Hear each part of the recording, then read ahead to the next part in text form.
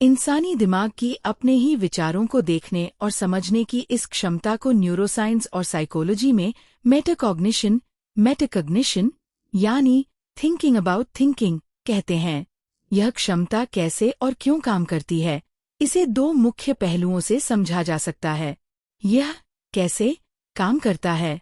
The brain mechanism. दिमाग में एक ही समय पर दो अलग अलग स्तर सक्रिय रहते हैं।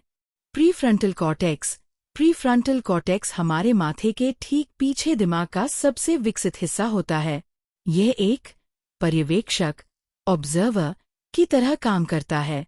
Default mode network DMN। जब आप खाली बैठे होते हैं तो दिमाग का यह नेटवर्क अपने आप तरह तरह के विचार, यादें या कल्पनाएं पैदा करता रहता है। Observer effect.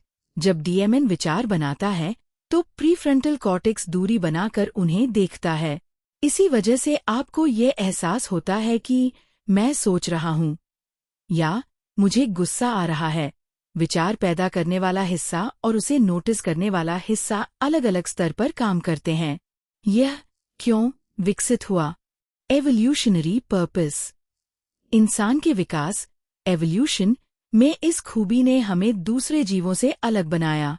गलतियों से सीखना एरर करेक्शन। अगर हम अपने फैसलों और विचारों को दोबारा एनालाइज न कर पाते तो पिछली गलतियों को कभी सुधार नहीं पाते। भावनाओं पर नियंत्रण। किसी विचार को सिर्फ महसूस करने के बजाय उसे देखकर ये तय करना कि उस पर रिएक्ट करना है या नहीं। Self regulation. भविष्य की योजना। मानसिक रूप से अलग अलग परिस्थितियों की कल्पना करना और ये जांचना कि कौन सा रास्ता सही रहेगा। सीधे शब्दों में कहें तो आप आपके विचार नहीं हैं, बल्कि आप वह चेतना हैं जो विचारों को देख रही है। क्या आप इसके न्यूरोलॉजिकल प्रोसेस को और गहराई से समझना चाहते हैं या इसके साइकोलॉजिकल माइंडफुलनेस पहलू को?